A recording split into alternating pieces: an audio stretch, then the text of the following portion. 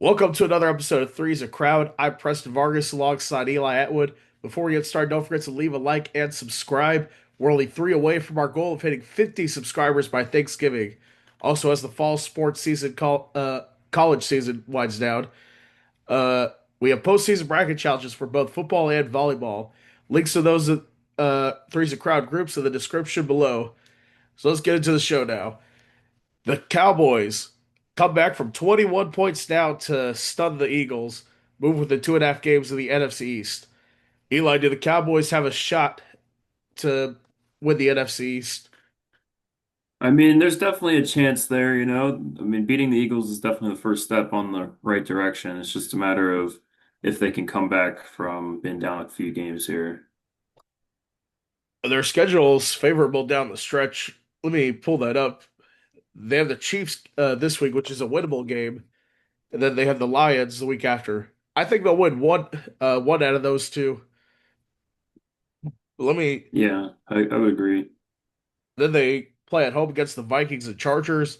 They go on the road to the Commanders and Giants to end the season, Yeah, definitely some easier games there at the end, at least. especially at the end with those final two games on the road. I think that both quarterbacks will be shut down for those teams to end the season. Yeah, pretty likely that that's the case. I agree. So I think that would put them at like 10-6, which would probably put them, or 10-6-1, which would put them in the postseason. But the Eagles schedule, they got the Bears this week. We'll talk more about that game later. Then on the road to the Chargers, at home to the Raiders, two road games at Washington, at Buffalo, then ending versus Washington. It's kind of a favorable schedule for the Eagles as well. Yeah, that's definitely that's gonna be the hard part for the Cowboys, especially with a bit of a loaded wild card stack this year in the NFC. It's gonna be tough. I mean, I think the only way the Cowboys somehow win the division is if the offense for the Eagles is too weak to overcome their deficiencies. Yeah, for sure. The defense is not really a question. It's just a matter of if the offense can make it work. I saw a stat where Saquon Barkley is 40th out of 48 in terms of yards per carry, averaging only 2.2 yards a carry. A massive Wow. drop off from the Super Bowl winning season last year. Yeah, definitely a massive drop off. You really don't see it like that too often. I mean, maybe last year was his prime. Yeah, for sure. I mean, is this the end of Saquon Barkley, do you think, as an elite running back? I mean, it's possible. Unfortunately, we see it time and time again with these running backs as they start to get a little bit older. It's just quick drop off. I don't think Saquon's 30 yet. Let me double check. Yeah, but old for a running back is like past 26. So, He's 28 right now. yeah. But I mean, you see Derrick Henry having a great season. He had a slow start earlier this year. Been picking it up But Derrick Henry is definitely the anomaly out of the group. for sure. I mean, you probably won't see another Frank Gore type of player again playing Yeah, till he's almost 40. exactly. But I mean, I think there's a chance that Saquon could still get going toward the playoffs. I mean, we've seen it before. He had a good playoff run last year, so we'll see if he yeah, can. and I don't think it's all completely on him either. The Eagles' passing game has been really bad this year, so I think part of it is just other teams are expecting the run. I think the other key from that game was they didn't score in the second half. They were shut out, which allowed the Cowboys to come back. Yeah, for sure. Gotta get points on the board. Yeah. Yeah, and then look towards the other game. You know, we got the Steelers versus the Bears. Bears come away with Yes. the win there. What was the key to victory for that one, Preston? Key to victory was forcing the ball to be picked off, forcing fumbles, and scoring when we had to. Now, Caleb Williams had a decent game, three touchdown passes. Outside of that, uh, fumble recovered for a touchdown for the Steelers. It was a pretty solid effort out there for Caleb Williams. Yeah, for sure. The Bears have become a team that thrives on winning the turnover battle. So definitely something that happened in this game. And we see it in most of the Bears wins. Definitely taking a lot more than we give up. For sure. And this isn't even the healthiest our will be. We had three linebackers out for Sunday's game. And I think Hippolyte, the fourth linebacker, left the game as well.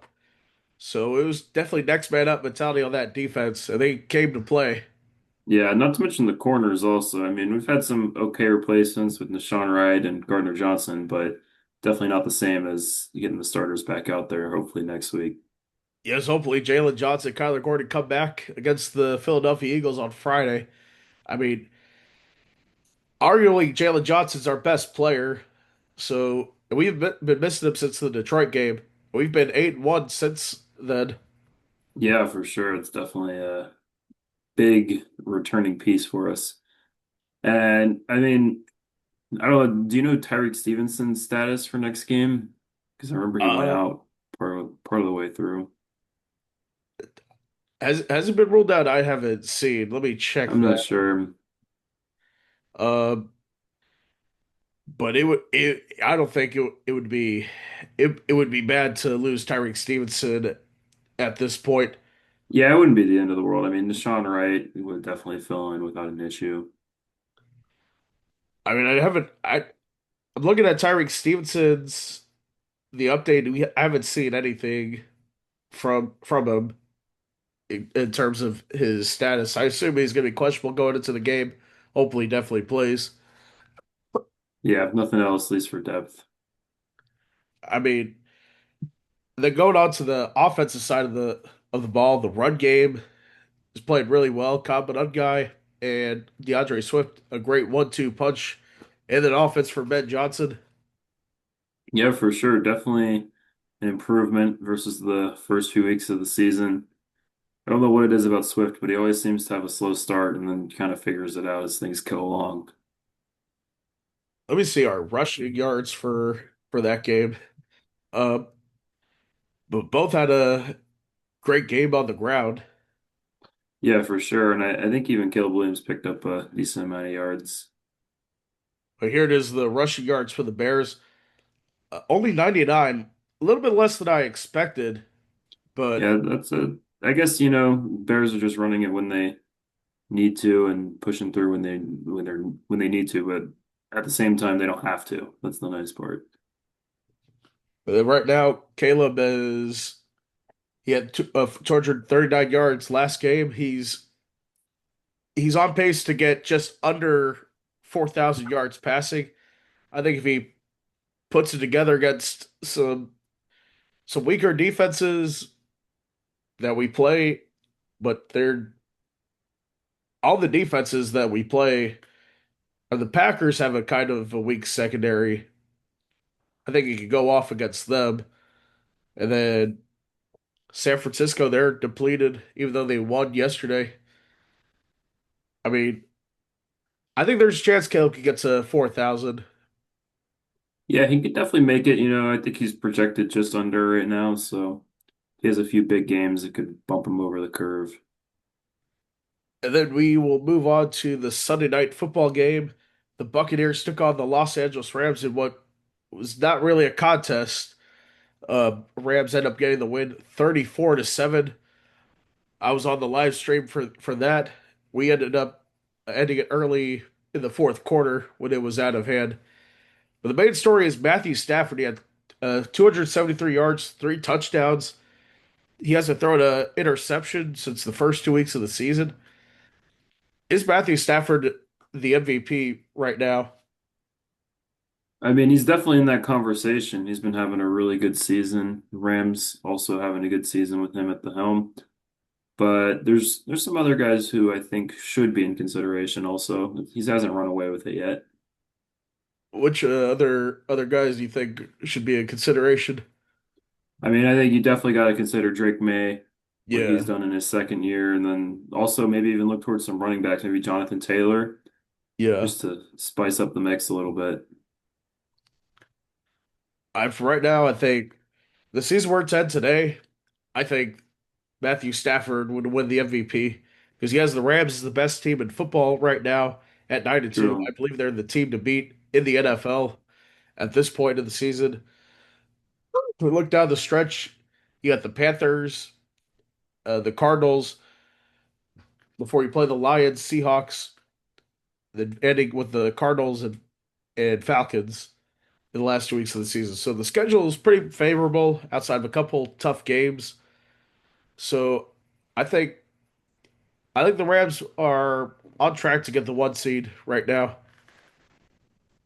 Yeah, they're definitely looking like they could make a run there towards the end of the season.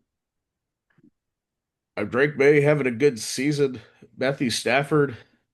The MVP race will come down to those two, I think. Yeah, I mean, may even be some sneaky other candidates, but definitely they're leading the pack, I'd say. I think if the Cowboys make the playoffs, you definitely have to include Dak Prescott in the MVP conversation. Yeah, true. Dak Prescott, he's having a Dak Prescott year. He's getting high passing yard numbers, good amount of touchdowns, definitely some interceptions that come along with it, but not too Yeah. bad. So if they make a playoff push, he could enter his name in that conversation. Yeah, for sure. Even though it's a regular season award, I think even if the Cowboys make a deep run of the playoffs, then he's probably locked up for MVP. Yeah, I would agree. Yeah. All right. Then, all right, what does the Shador Sanders win mean for the Browns, Preston? I think it means a lot for this team, even though it was against the Raiders. They named him the starter this week. In terms of his passing yards, he had 200 yards passing, 209 yards passing, one touchdown, one pick. Outside of the pick, it was a solid performance for Shador Sanders. He looked. What I saw for the game was that he looked better in that offense than Dylan Gabriel. Yeah, and from what I want to say, that pick wasn't really his fault either, to be fair.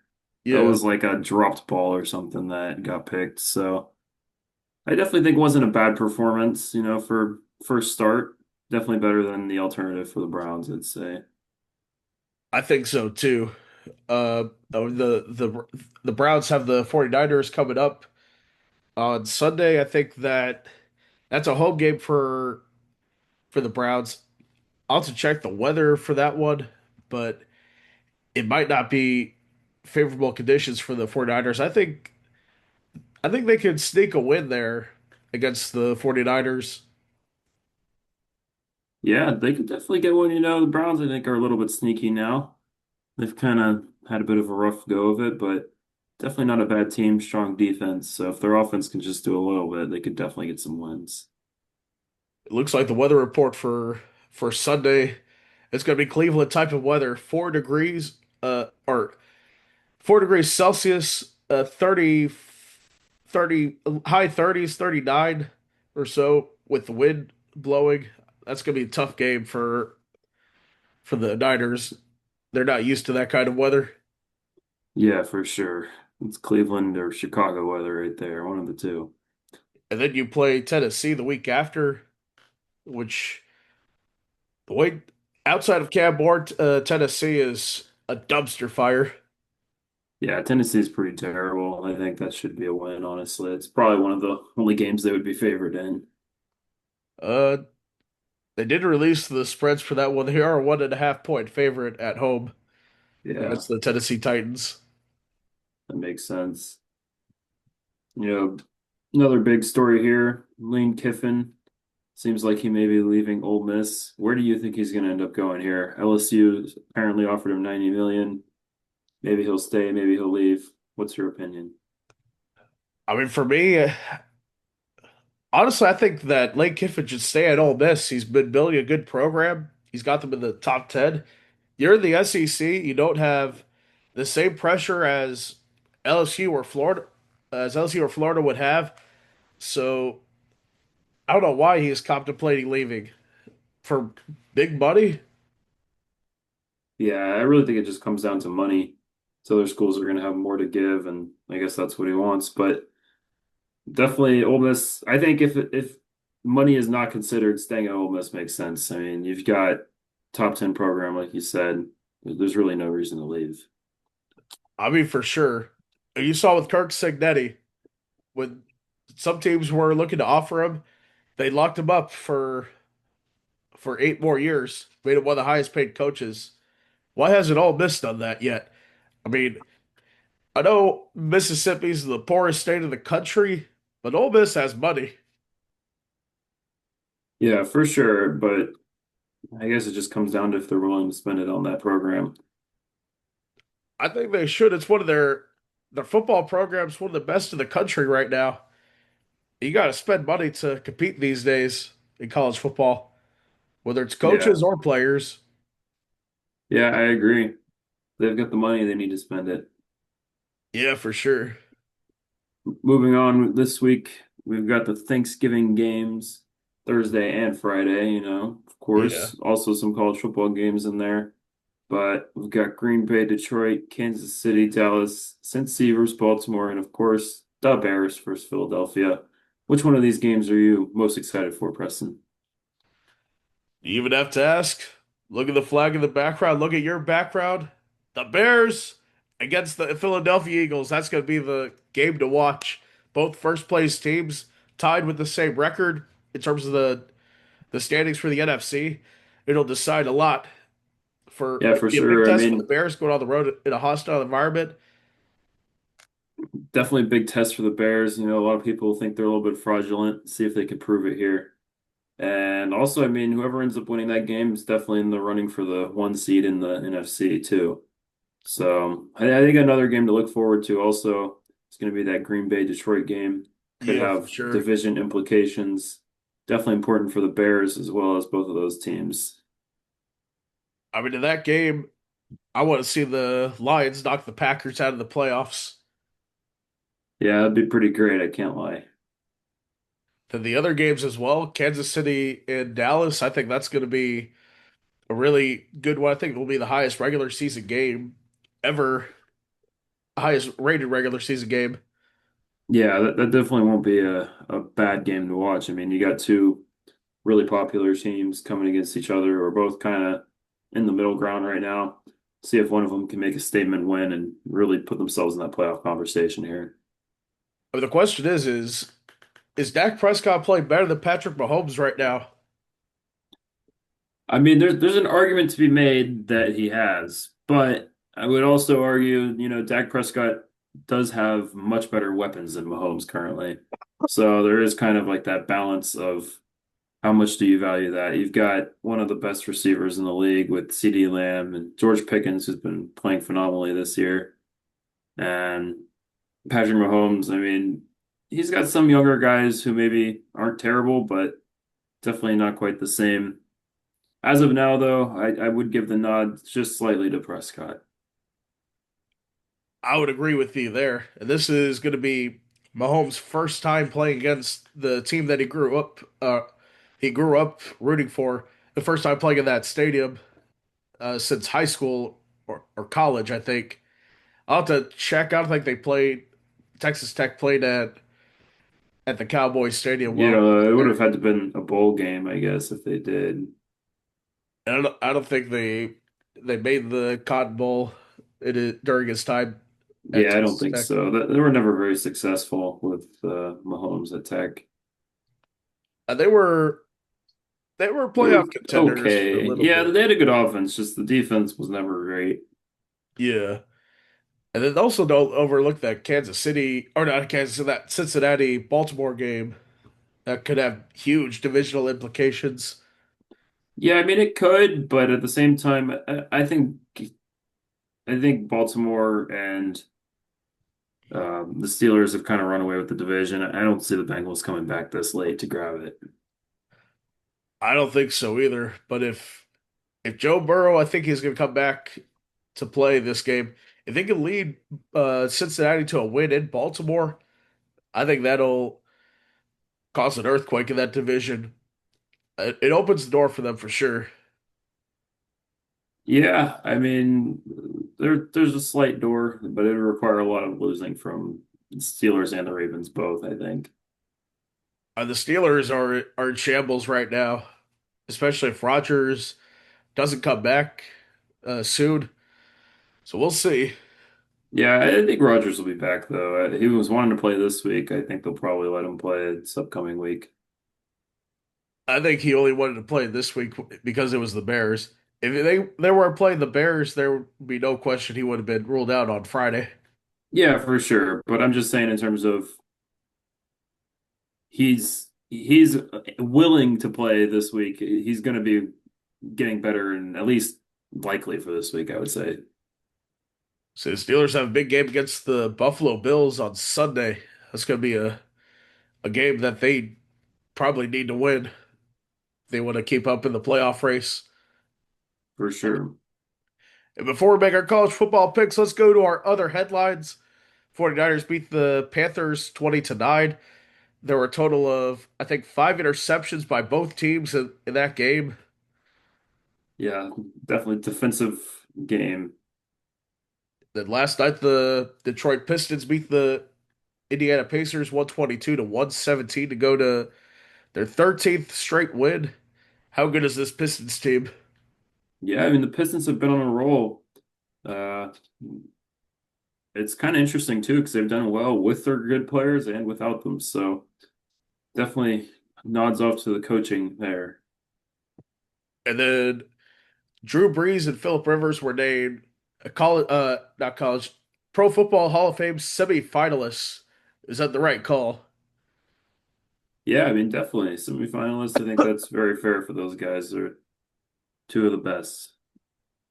Other names on that list include Eli Manning, Frank Gore, Fred Taylor, Larry Fitzgerald, Jason Witten, Luke Kuechly. And this could be a good Hall of Fame class. Yeah, it sounds like it will be. And then moving on, we're going to make our picks today since we won't have a show on Friday.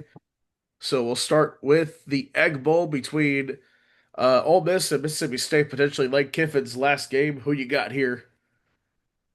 Yeah, Mississippi State obviously wants to win at home, but Ole Miss has been a immovable force recently, so just gonna have to stick with them here. For me, there's all this distraction with Ole Miss, especially with Lane Kiffin. Even though they're number six in the country, I think Mississippi State's a good team at home. I'm going to pick them to win, to be bowl eligible. San Diego State and New Mexico in the Mountain West. Uh, Big implications here for positioning of that conference. Who you got here? Yeah, for sure. This is definitely gonna be a good game, must-win game for New Mexico at home. I think I'm gonna take New Mexico here. Interesting.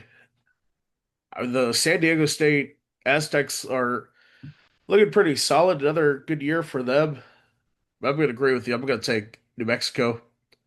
And then the Lone Stars Classic, Texas A&M and Texas from Austin. Who you got here? Yeah, I mean, I think this is gonna be a great game. Texas needs this win to keep themselves in playoff contention. Texas A&M obviously doesn't want to take a loss versus the 17 ranked team going away in Austin. I think I'm still going to roll with Texas A&M, but just barely. It's going to be a close one. I'm surprised that Texas is ranked 17th. I wonder if that's the AP poll or let me double check. Oh, they are 17th in the college football playoff poll. Interesting. So Texas desperately needs a win here if they want a shot at making the college football playoffs. They got three losses and they go against an undefeated Texas A&M team at home. I think emotions will be high in a very pivotal game. Texas, I think, wins this one at home. And then still on Friday, the battle for Arizona, the Wildcats of Arizona taking on Arizona State. Who you got here? I think this is one of the most even fights here in rivalry week. Arizona State, Arizona, both two very equivalent teams, I would say. They're both around that number 25 spot. I think I'm going to have to go with Arizona State, just barely at home, taking away the victory. And Arizona State and Arizona both 8-3, except Arizona has the number behind their name. But other than that, they're pretty much the same. Yeah. So I think I'm gonna pick Arizona State at home. And then we got the game, Ohio State and Michigan. Always a competitive game. Who you got here? This has been the struggle of Ohio State for many years.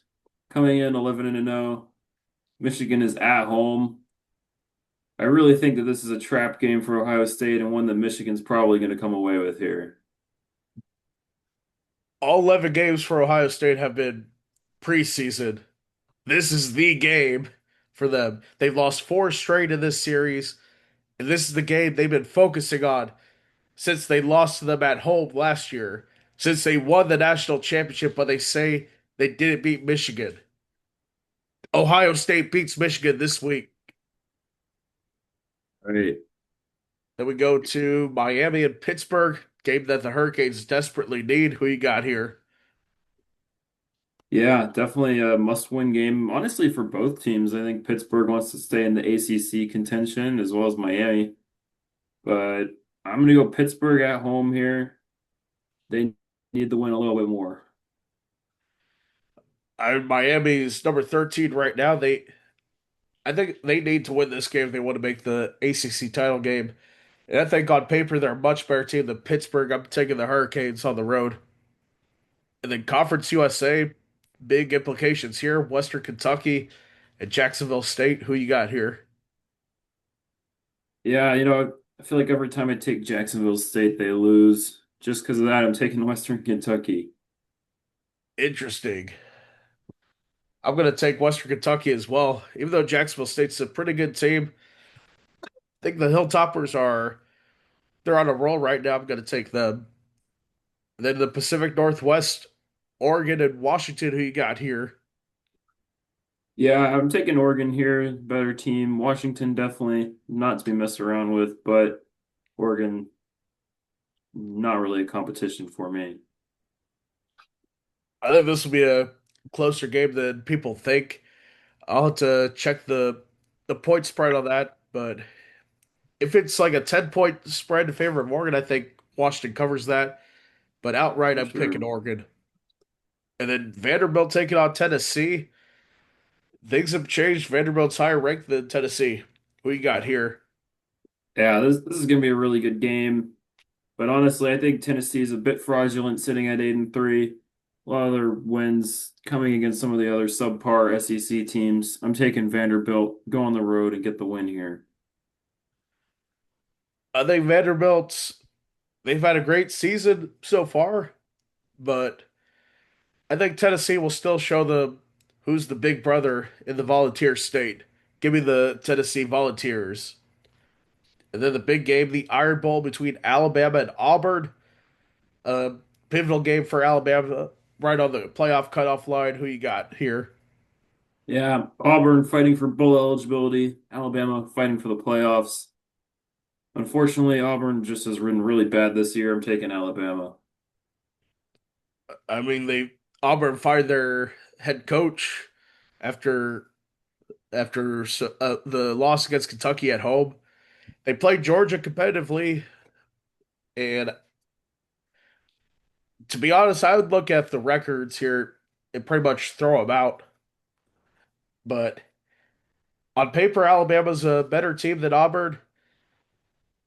I think this will be one of the toughest picks, but I think Alabama wins on a field goal on the road. There we go. And also remember that the rankings that we see here don't matter yet. New rankings will come out tonight for the college football playoff. Yeah, So that's going to do it for us today. Don't forget to hit that subscribe button. We're only three away from our goal of hitting 50 by Thanksgiving. So hopefully we get enough in 2 days from now. And no show on Friday. We'll be off for the holiday. And we'll be back here on Monday. So don't forget to tune in then. Thank you guys for watching. Stay tuned.